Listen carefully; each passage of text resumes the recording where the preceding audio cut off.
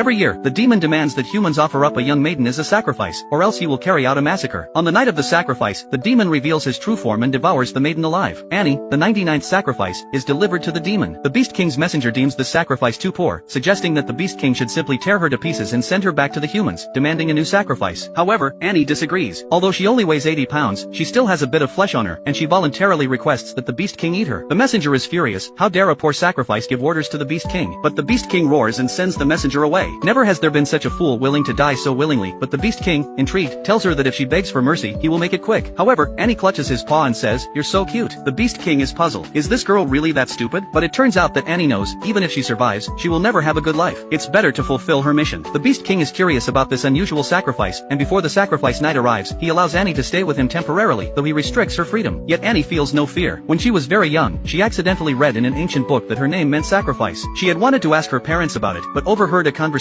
between them. It turns out that her adoptive parents had taken her in to replace their own biological daughter as the sacrifice. Compared to the cold gaze of her adoptive parents, Annie saw a touch of warmth in the Beast King's eyes, which made her feel less afraid. The Beast King even sympathizes with her situation and decides to let Annie experience the beauty of life before her death. One day, when the Beast King goes to inspect the borders, Annie takes the opportunity to escape. She discovers a sea of flowers and wants to transplant them to the palace. The Beast King tells her that only in this place does the miasma thin enough for flowers to bloom, and even if brought back, they would wilt quickly. Nevertheless, he agrees to her request, though he doesn't understand why humans like something that wilts so easily. But when the Beast King looks up, Annie has already placed a flower crown on his head. Enraged, the Beast King throws the crown off, yet he finds himself gradually warming to her. He even allows Annie to sleep on his tail. The night of the sacrifice draws near, and Annie is given a new gown by the servants. She is overjoyed, feeling like a bride. The Prime Minister leads her down long steps and locks her into a room marked with a magical array. In the darkness, a pair of eyes suddenly appear, and a lizard man strikes Annie down, intending to take the Beast King's place by completing the sacrifice and then seizing power. He believes the Beast King, who blurs the line between humans and monsters, is unworthy of his title. Just as the lizard man strikes with a blade, a strange man intervenes, blocking the sword. He takes the short sword and forces the lizard man to flee. Annie guesses this man must be the Beast King. The man gestures toward a large door, instructing Annie to escape through it. It turns out that the Beast King is half human and half demon. On the night of the sacrifice, he transforms into a human form and must spend the night in darkness. However, despite his best efforts to maintain a facade, he couldn't fool a little girl. Annie rips a piece of cloth to bandage his wound. She remembers the Prime Minister saying that on the night of the sacrifice, the Beast King and the maiden are alone. No one has ever seen the Beast King's true, cannibalistic form. To convince people the sacrifice is complete, the Beast King would cut his arm and leave blood at the scene. Annie believes this is the true greatness of the Beast King. She decides not to leave, and with just a look from him, she is freed from her chains. The two embrace tightly. The next day, the Beast King announces that he will marry Annie, but the ministers unanimously oppose it. How could a noble Beast King marry a lowly human?